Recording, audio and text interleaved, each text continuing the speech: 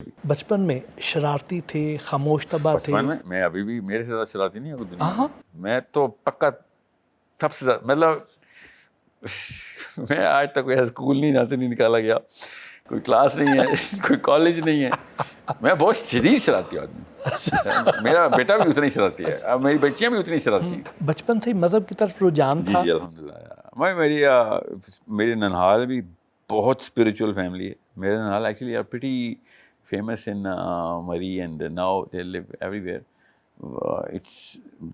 کیونکہ میں اصل میں نا میں اپنے ننہال سے کلاسک پاکستانی، کیونکہ ابا جی کو اگر ایگزائل کیا ہو تو آپ کے امی اور امی اپنی گھر میں، تو میرے بچوں ان کے ہم سب کا اپنے ننہال کے ساتھ بڑا اسپریچول لنک ہے. اور وہ اس سے زیادہ اسپریچول فیملی میرا نہیں خیال.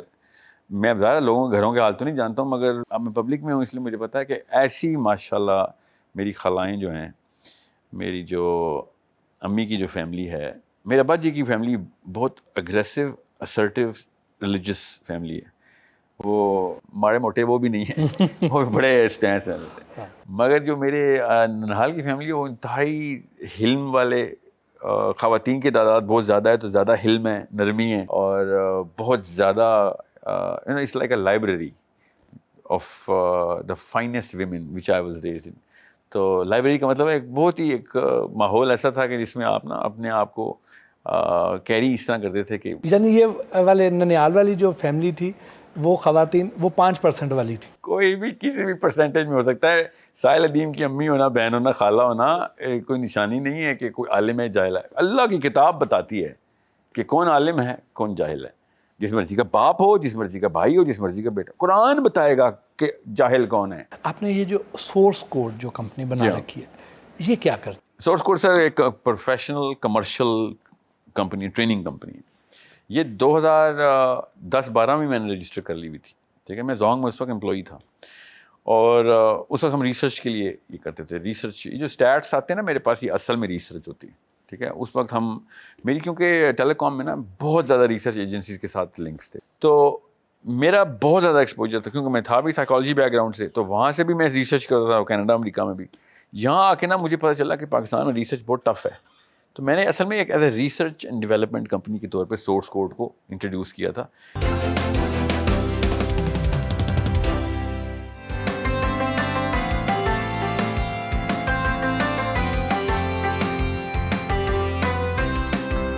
پرتکلف انداز میں ہماری خاطر تواضع کی.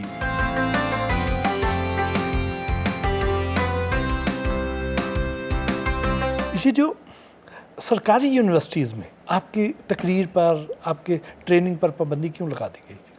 ان دنوں میں نا، ارے بائی دا وے میں نے کچھ چینج نہیں کیا، نہ اس سے پہلے نہ اس کے بعد. اچانک سرکولر آیا ہمارے پاس، اور ہمارے پاس کیا، ہم انٹری اسکول یونیورسٹی میں انٹر ہو رہے تھے، تو گارڈ کو تو نہیں پتا ہوتا کیا. تو جس اسٹوڈنٹ باڈی نے ہمیں بلایا تھا اس نے کہا سر پہلے آپ ڈاکٹر صاحب کا چائے پی لیں. تو ہم نے کہا ٹھیک ہے کیوں نہیں، ہر دفعہ ایسے ہی ہوتا ہے. تو ہم وہ گئے ہیں چائے پینے، تو ڈاکٹر صاحب نے چائے نہیں پلانی تھی ہمیں، مطلب پی تھی چائے، بڑا کرٹیس آدمی تھا. مگر ہی سیڈ کہ بھائی ہمیں یہ دیکھو سرکولر، یہ آپ کا نام کا سرکولر ہے، سوری آپ ہم نے بلایا، you are are guest but we can not let you in. So I said can you check کہ ہر جگہ پہ ہے آپ کے پاس ہے. کہتے ہیں گورنمنٹ کے لیے، یہ آپ کیا سمجھ رہے ہیں یہ ہمیں اسپیشل آیا ہے. So that's when I found out کہ کہانی کچھ اور ہے. تو میں نے پوچھا جب اس سے کہ کیا کوئی کاز تو دی ہوگی. سر ہمیں تو خالی سرکولر آیا سر، ہم it is above my pay grade too, اور ہمیں پتہ چل بھی نہیں سکتا جس طریقے سے ہے.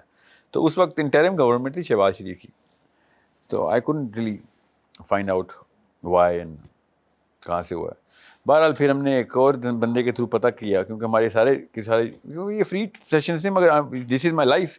تو ہم نے ایک جگہ چیک کروایا، تو انہوں نے کہا کہ آپ اس کی ایک پٹیشن لکھ دیں کہ وہ میں معذرت چاہتا ہوں یہ اور یہ، کیونکہ آپ نے کوئی ہیٹ اسپیچ بول دی ہے کہیں پہ اور ایور. ایسے کون سی ویڈیو میں بولی ہے. پھر بہرحال مجھے پھر کالیں آ گئی تھیں، انہوں نے بتا دیا تھا کہ بھائی تم پہ کیسز ہیں. سر کوئی کیس ہو تو مجھے کال کی نہیں آئی ابھی تک. کہتے آ جائے گی کال، سر صبر کرو، سب کالیں آئیں گی تمہیں. آپ اس کے بعد سے کالیں رکی نہیں بائی دا وے. اچھا، اب سے کالیں آتی. آپ کے والد صاحب عدیم ہاشمی صاحب جی جی، پاکستان کے بہت مشہور شاعر تھے. اللہ تعالیٰ ان کو آسانیاں رکھے اور اعلیٰ درجات میں آمین. داخل کرے. کبھی خود محمد. جی جی آمین. کبھی خود شاعری کا خیال نہیں آیا؟ کیوں نہیں آیا تھا، میرے تو خون میں شاعری. میرا تو آئی تھنک میرے بھائی، ہم چاروں بہن بھائی لکھتے ہیں. آبویسلی ایک لیول کا تو نہیں لکھ سکتے. میرا جو ذریعاب میرا چھوٹا بھائی جو ہے آئی تھنک اس لیول کا تو میں نے آج تک شاعری نہیں پڑھی. وہ تو بہت آگے, وہ تو 7 لیول کی شاعری کرتا. جی ہاں, مگر شاعری ہمیں چونکہ خون میں سکھائی بھی گئی تھی نا, تو ہم غلط شاعری کو مطلب کہ کوئی بندوق کی گولی مار دینا وہ کم تکلیف ہوتی ہے, غلط شعر سننا تکلیف ہوتی ہے. اس لیول کی ٹریننگ ہے. شاعری تو ہمارا وہ مطلب مجھے یاد ہے 6th-7th گریڈ میں نے غزل ترتیب شروع کر دی تھی, بلکہ اس سے بھی کم. او مائی گاڈ, نہیں اس سے بھی پہلے میری پہلی نعت تھی, مجھے یاد ہے میں نے پہلی کے بعد لکھی تھی. چھوٹا تھا میں بہت اس وقت. وہ تو ظاہر ہے وہ کیسی لکھی ہوگی مجھے تو نہیں پتا, مگر لکھنے کا والا معاملہ تو. اور بائی دا وے ہم چاروں چھپ کے لکھتے تھے, ایک دوسرے کو نہیں بتاتے تھے. یہ نہیں ہوتا گھر میں اچھا میں نے غزل لکھی ہے. تھوڑا سا نا ایک شائنس تھی کہ یار یہ اپنا کا. میں نے پہلے اپنے بھائی کی غزل سنی تو تقریباً 150-200 غزل لکھ چکا ہوا تھا. آپ کو خود اپنا کون سا کلام, کون سی غزل یا کون سی نظم سب سے زیادہ پسند ہے؟ سخن خاموش تھا ساحل بڑے زمانے سے, سخن خاموش تھا ساحل بڑے زمانے سے, لو ہم نے بات شروع کی اسی بہانے سے. واہ واہ. تجھے ڈرائیں گے پھر آشنائی کے سائے, تجھے ڈرائیں گے پھر آشنائی کے سائے, کبھی گزر تو صحیح میرے آستانے سے. واہ واہ. نوجوان زیادہ تر آپ کے پاس کس قسم کے مسائل لے کر آتے ہیں؟ میرا خیال الحمدللہ اب میرا امپریشن بھی وہ بن گیا, میرے سامنے کوئی ایسا نہیں آئے گا کہ سر وہ میری طلاق ہو رہی ہے تو بتائیں. میں اس طرح ہم نہ دیں. یہ لوگ میرے ساتھ مسائل آتے ہیں کہ سر یہ بتائیں اس وقت کون سی جگہ پہ ایسا کلسٹر ایکٹیویٹ کیا جائے, کیسے کیا جائے جو کہ مجھے فلسطین کے ساتھ کس طریقے سے لنک کر سکے. ٹھیک ہے, اور میرے پاس بھی کلسٹر ہے پہلے سے, مطلب یہ بھی نہیں کہ وہ اکیلا آنا ہے. تو آئیڈیاز زیادہ آتے ہیں الحمدللہ میرے پاس. اور میری ای میل باکس کم از کم 500-600 میلز صرف ان آئیڈیاز کی ہیں. پر ڈے کی بات بتا رہا ہوں, پر ڈے 500-600 میل صرف ان آئیڈیاز کی ہیں. یہ کون لوگ ہیں؟ یہ پاکستانی لڑکے اور لڑکی ہیں. تو میرے سے بہتر کوئی نہیں جانتا کہ لڑکے اور لڑکی میں ٹیلنٹ ماشاءاللہ کتنا ہے پاکستان میں. برین آئی کیو کہاں سے کہاں جا رہا ہے, یہ کیونکہ میں آپ سے کہا میں تو ایکسپیریمنٹر ہوں, مجھے سیمپل چاہیے ہوتا ہے. اتنا سیمپل آپ کے پاس آ رہا ہے اور وہ بھی سوالوں کا, تو آپ کو ایگزیکٹ پتہ چل رہا ہے کہ کتنے پانی میں قوم. تو ماشاءاللہ آئی ایم ویری ہوپ فل. ماہانہ کتنا کما لیتے ہیں؟ میرے ماہانہ والا سسٹم ہی نہیں سر, اور یہ نکلیں اس ماہانہ سے. اچھا. اللہ کی قسم پیسے درختوں پہ لگتے ہیں, یہ پچھلے 2 بابوں نے ہمیں غلط بتایا تھا. یہ فلسفہ توڑیں کہ بیٹا پیسے درختوں, اللہ کی قسم پیسے درختوں پہ لگتے ہیں. بس ہمیں ایمان توکل سے ہٹانے کے لیے نا یہ تھیوری دی گئی تھی. جس نے بھی پیسے بنائے ہیں اس کے تکے لگے ہیں. جس بندے کے اوپر چھوڑ دیں گے روڈ پہ کھڑا ہو جائے گا کہ ہماری اتنی اوقات نہیں. اللہ کی قسم یہ درخت ڈھونڈ رہے ہیں, اپنے بچوں سے کہنا ہے اس درخت کو ڈھونڈ جہاں پہ اللہ تعالیٰ نے تانتا باندھنا ہے تیرا. مقدر مانگا کرو, یہ مہارت نہ مانگا کرو. سارے ماہر مقدر والوں کے پیروں میں ہوتے ہیں. سو اصلی کہانی ہے پیسے درختوں پہ لگتے ہیں. اس کا مطلب سمجھ لیں کہ بغیر کسی وجہ کے, آپ کے بغیر کسی ٹیکنیک کے آسمان سے آئے گا یہ سارا معاملہ. بس آپ کا پرپز کلیئر ہو, ٹھیک ہے, کہ کتنا کہاں پہ لگانا ضروری ہے. یہ جو ہمارے پاکستانی موٹیویشنل اسپیکرز ہیں, یہ لوگوں کو کہتے ہیں کہ جو پیسہ کمانا ہے یہی اصل کامیابی ہے. کیا آپ اس سے اتفاق کرتے ہیں؟ نہیں سر, سب سے بڑا کینسر یہ ہے. غریب قوم کو یہ جملہ اتنا خوبصورت لگتا ہے نا, چاہے وہ نہ بھی کما سکتا ہو. یہ بچے کو ٹافی دینے کے مترادف ہے. بھائی وہ تو اس کو تو پھر کچھ کھلونے کے سیکریفائز کر دے گا.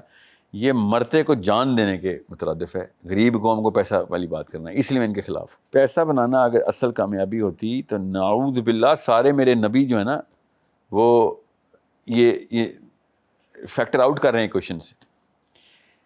پیسہ لگانا جو ہے نا اس کا مصرف اگر اللہ کے کام ہے, ٹھیک ہے, وہ ہے اصل کامیابی. اگر پیسہ نہیں آ رہا اللہ کا کام ہے, آ رہا ہے لگانا آپ کا کام ہے, کیونکہ جو آ رہا ہے وہ بھی اللہ کا کام ہے.